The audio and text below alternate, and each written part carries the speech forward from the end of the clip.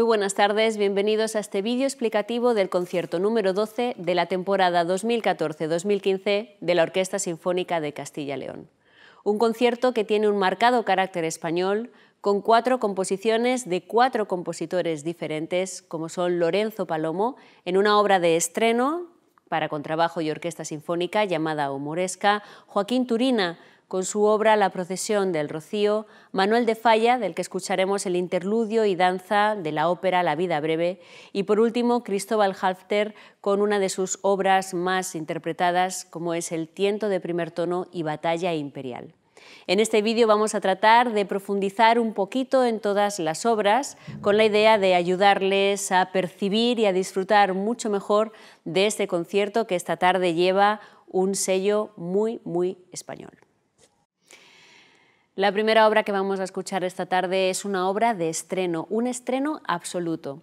Y desde el Servicio Educativo del Auditorio Miguel Delibes no nos gusta desvelar en exceso qué es lo que ocurre en una obra de estreno. Consideramos que escuchar por primera vez una pieza es una oportunidad que debemos dejar a nuestros oídos para descubrir qué nos transmite, qué cosas podemos ver también, puesto que es un concierto en directo, qué cosas podemos observar de las relaciones que puede haber entre el instrumento solista, la orquesta y también el compositor, que suele estar presente, si es posible, en los estrenos de las obras. En el caso de Lorenzo Palomo, ha escrito una obra encargada por la Orquesta Sinfónica de Castilla y León y la ha denominado Humoresca para contrabajo solista y orquesta.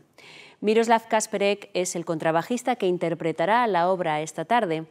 Y es importante saber quién es el contrabajista que interpretará la obra, porque se sabe que Lorenzo Palomo es un compositor al que le gusta conocer cuáles son las habilidades técnicas, la sensibilidad, la expresividad del instrumentista al que dedica la obra. Por lo tanto, aunque no vayamos a desvelar ni a poner ejemplo musical, puesto que todavía la pieza no está ni siquiera grabada y ni siquiera escuchada por primera vez, no vamos a desvelar ejemplo, pero sí que podemos decir que muchas de las características de este magnífico contrabajista son una técnica pulida, muy precisa, mucha velocidad en los pasajes de escalas, una gran sonoridad dentro del instrumento. Puede realizar dinámicas muy fuertes, dinámicas muy piano, y además Kasperek es un intérprete muy versátil, puesto que también le gusta interpretar música de jazz, con lo cual improvisa música de jazz y tiene un lenguaje más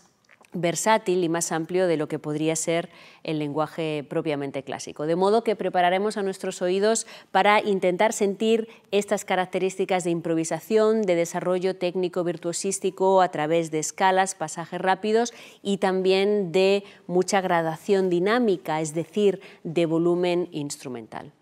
Otra de las características de este compositor originario de Pozoblanco, Córdoba, donde vivió los primeros 5 años de su vida, de donde es toda su familia materna, es precisamente esta cultura musical andaluza. Una cultura musical que a lo largo del siglo XX se reconoció como la cultura musical propia española. Por eso les decíamos que el carácter de esta tarde es un marcado carácter español, porque también las piezas de Turina y de Falla tienen un poco esta idea de lo que es la cultura musical del sur de España. Por lo tanto, es probable que encontremos algunos giros de estas cadencias andaluzas que nosotros reconocemos perfectamente y de esas escalas también que nos suenan muy flamenco, muy gitano,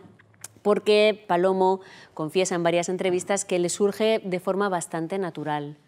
Otra de las influencias de este compositor es sus estancias en otras ciudades como Madrid, Barcelona y sobre todo en Norteamérica, principalmente en Nueva York, y la influencia de algunos compositores norteamericanos como Gershwin, Copland. Por lo tanto, también dentro de su magna cultura musical es muy probable que encontremos algunos giros que nos recuerden algunas partes melódicas de estas músicas que él transforma y que él modifica y lo hace dentro de un lenguaje muy personal. Y por último, también otra de las influencias interesantes es la cultura, la vastísima cultura europea, ya que en la actualidad él vive en Alemania y por lo tanto toda esta influencia de lo que es la tradición musical europea, de las formas y de las estructuras. Aunque en realidad una humoresca no es lo que en música se llama una forma preestablecida, es decir, no es como una sinfonía que nosotros sabemos que tiene 1, 2, 3, 4 movimientos y que hay pausas, sino que es un único movimiento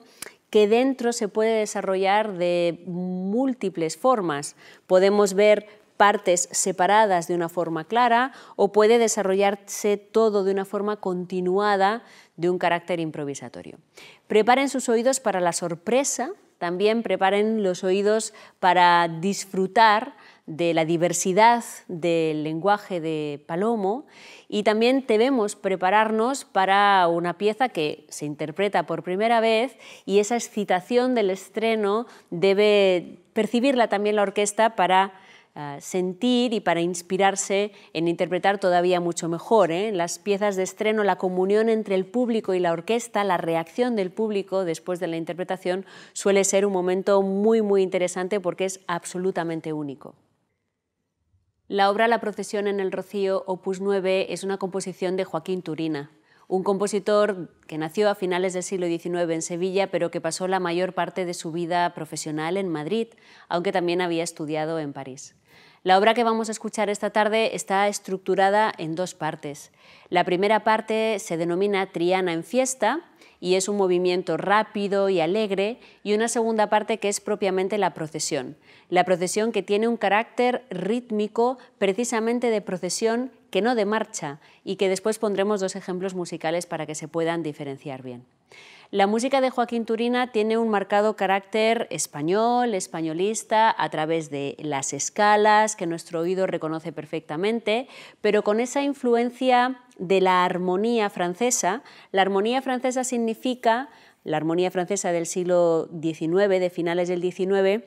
significa que lo que nosotros vamos a percibir son unas armonías que nuestro oído va a escuchar de una forma muy cómoda, pero que va a esperar demasiado tiempo a que concluyan. Es la característica principal de la armonía denominada impresionista. Son unas armonías que generan mucho color, mucha tensión, pero que el momento de descanso, el momento de distensión, tarda en llegar. Sin embargo, eso Turina lo compensa con unas melodías reconocibles y sobre todo con muchos solos de violín. Está muy influenciado por la música de violín, a pesar de él ser un pianista, principalmente haber sido formado como pianista y también como compositor. Hay una característica curiosa y anecdótica de esta procesión en el Rocío que se refiere a los últimos compases de la pieza, y es que en estos últimos compases se escucha la marcha real, que fue eliminada o sustituida en 1931, en la época de la República,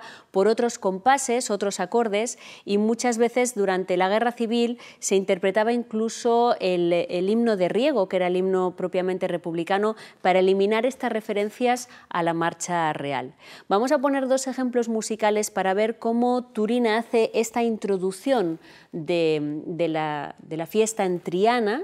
Es el primer ejemplo musical, y el segundo ejemplo musical para ver cómo funcionan los ritmos de una procesión, cómo se combinan esos ritmos con las melodías y sobre todo para observar que no es realmente una marcha que tiene un ritmo constante, sino que es un ritmo como de caminar, como de procesión. En Castilla y León conocemos bastante bien los ritmos procesionales, tenemos unas procesiones en Semana Santa muy famosas y que están bien acompañadas de bandas, y precisamente el ritmo de esta pieza ha hecho que haya tenido también muchas transcripciones. A pesar de ser una obra escrita en 1912, de haber sido también estrenada en esa época, después se hizo una transcripción para piano a 4 manos, para 2 pianos, para banda, es decir, se escucha mucho la pieza porque este ritmo de procesión es muy audible y sirve para ser tocado también en marcha. Escuchamos esos 2 ejemplos musicales de la pieza de Turina para percibir de una forma mejor cómo nuestro oído va a diferenciar esa primera parte y esa segunda parte en la que está estructurada.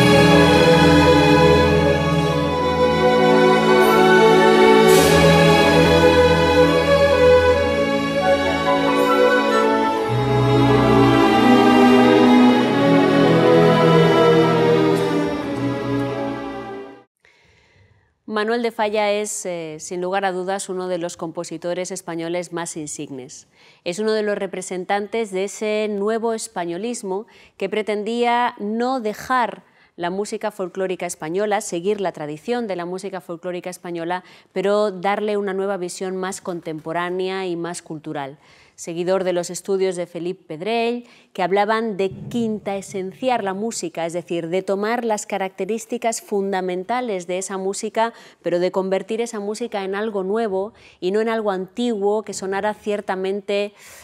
lo que podríamos decir ahora nosotros como casposo, es decir, algo que hablara solamente del pasado. Conocido por Noches en los Jardines de España, La vida breve, El sombrero de tres picos, hoy vamos a escuchar una pieza musical precisamente de esta ópera dramática en 2 actos, La vida breve. Vamos a escuchar el interludio y la danza. La danza es la parte más conocida, pero también el interludio.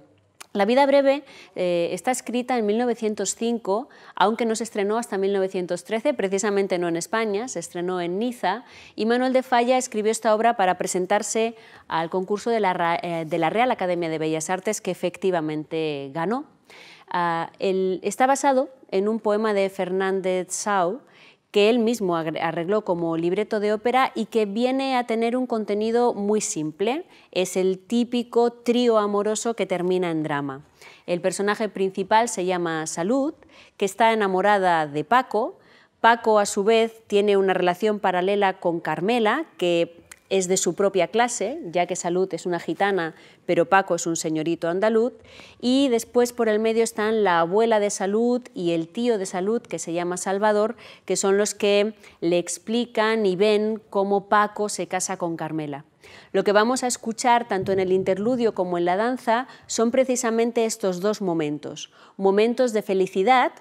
en los que Salud y Paco están contentos, están alegres, y también momentos en los que Paco y Carmela están alegres porque se están casando, pero también esos momentos en los que se adivina el drama que va a acontecer, ya que Salud, cuando descubre que Paco se ha casado con Carmela y que además hace como que no la conoce cuando ella se presenta en el momento de la boda, al final de la ópera, Salud cae muerta a los pies de Paco. Por lo tanto, lo que nosotros vamos a escuchar es estos momentos de alegría y de felicidad, acompañados siempre con un tinte del drama que esta propia ópera cuenta. No es una ópera que se interprete mucho, no está dentro del gran repertorio de las óperas, pero sí que es verdad que podríamos decir que Salud es una especie de nuestra Carmen de Bizet, porque es ese personaje que refleja realmente lo que sería el sentir de lo español, no solo en la música, sino también en la caracterización que se hace del personaje.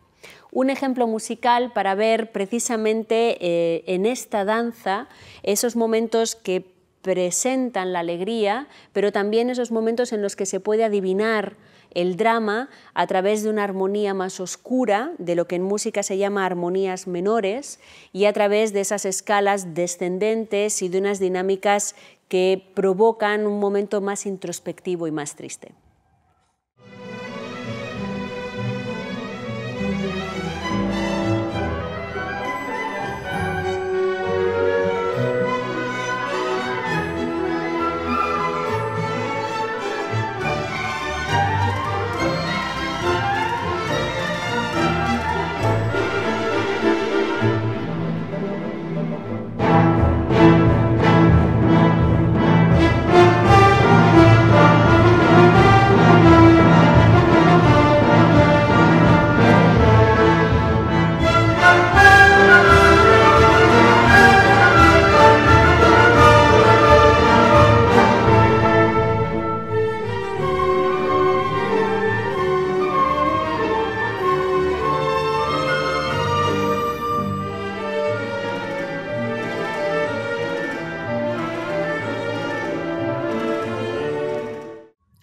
Es imposible no quedarse con esta sonoridad de la castañuela que queda en la vida breve de Manuel de Falla, en este interludio y danza. Y es que realmente Falla toma esta sonoridad como algo muy propiamente español y de hecho es uno de los instrumentos que nos diferencia del resto de las culturas musicales mundiales. Esta castañuela que ya se interpreta bastante poco originalmente, sino que se utiliza la castañuela con palo de las orquestas sinfónicas. Vamos a hacer una recomendación musical, que es escuchar en algún tipo de registro la interpretación que hace la palillera lucerotena. Las palilleras son las personas que tocan las castañuelas a nivel solístico de esta danza de Manuel de Falla de La vida breve, porque es muy interesante ver todos los registros con los que se puede tocar este instrumento desde el punto de vista rítmico, melódico y desde el punto de vista de volumen. Por lo tanto, vamos a dejar esa recomendación para futuras ocasiones. Precisamente Cristóbal Halffter hace algo muy diferente a lo que pretendía Manuel de Falla. Ya hemos dicho que este compositor tomaba algunas de las características principales de la música española y creaba una música nueva, y Cristóbal Halffter lo que hace en esta obra, en el tiento de primer tono y Batalla Imperial, es tomar literalmente dos obras de dos importantísimos compositores del Renacimiento y el Barroco español. El tiento de primer tono de Antonio de Cabezón, la melodía y el ambiente de este tiento lento lo toma Cristóbal Halffter para empezar la obra, y después la Batalla Imperial de Juan Antonio de Cabanillas la utiliza para demostrar esa misma melodía, cómo se despliega con todas las posibilidades de una orquesta sinfónica. Cabe decir que Cristóbal Halffter, que pertenece a una extensa familia de compositores como Rodolfo Halffter, Ernesto Halffter, utiliza esta pieza un poco para homenajear lo que es una forma musical propia de la historia de la música española, como es el tiento. El tiento es una forma musical que sirve como para introducir, como para hacer una improvisación. En otros países se llama fantasía, pero aquí en España se llama propiamente tiento, y además se desarrolla en el órgano barroco español, que es un órgano que existe solamente aquí, en España, en unas partes muy concretas de la península ibérica, con enorme concentración en Castilla-León y también en Madrid. Y Antonio de Cabezón desarrolló muchísimo la sonoridad del órgano a través de este tiento. Vamos a escuchar un ejemplo de cómo suena la obra original, el tiento, e inmediatamente después vamos a poner el inicio de la primera sección de la obra de Cristóbal Halffter, del tiento de primer tono, para que nuestros oídos comparen cómo se toman esas sonoridades largas y ese ambiente, Y después vamos a poner también inmediatamente después el momento en el que Cristóbal Halffter transforma todo esto en un lenguaje muchísimo más contemporáneo, que se nota que la obra es de 1986, no una obra propiamente renacentista, por las sonoridades, por las disonancias, por todo lo que suena, por la técnica violinística. Por lo tanto, ahora vamos a centrarnos en 3 ejemplos musicales. Lo primero es un minutito del tiento original de Antonio de Cabezón, después el inicio del tiento que hace Cristóbal Halffter e inmediatamente después el final de esta parte del tiento en la que Cristóbal Halffter transforma de una forma magnífica en un lenguaje más contemporáneo que nos sitúa en pleno siglo XX esta pieza.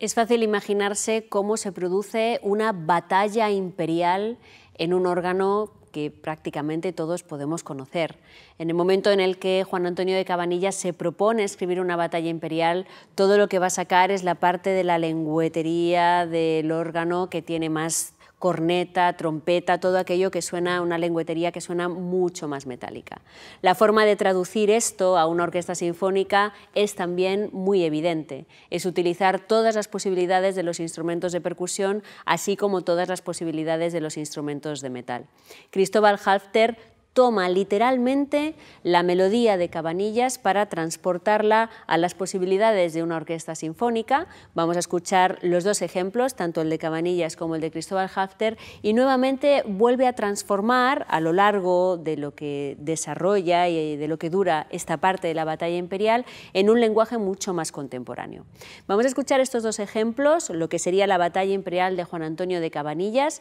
y después esa transformación o esa traducción más o menos literal que hace Cristóbal Halffter con la Orquesta Sinfónica.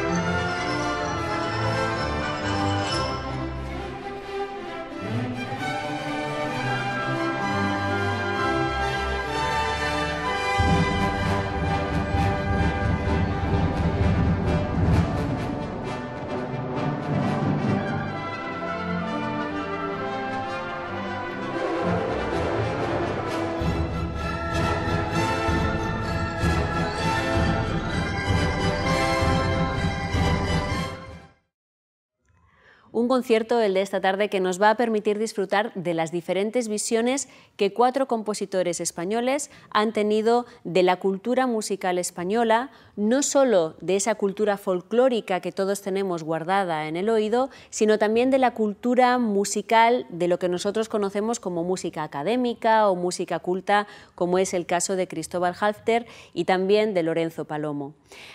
Un concierto en el que vamos a poder recordar las sonoridades del órgano, probablemente el órgano que está en la iglesia de nuestro pueblo y que tenemos ocasión de escuchar en determinados conciertos concretos, y también de recuperar esa sonoridad dentro del tratamiento de una orquesta sinfónica. Es una pieza magistral, la obra de Cristóbal Halffter, compuesta en 1986. También la emoción de una pieza de estreno, de una obra de estreno, en este caso para contrabajo y orquesta, y con la que se abre el concierto de esta tarde, y las 2 piezas centrales de Joaquín Turina y Manuel de Falla, que son 2 piezas muy cómodas para nuestro oído, que nos van a llevar a entender por qué la música española es tan reconocible a nivel mundial. Que disfruten del concierto, que tengan muy buen viaje los abonados de proximidad.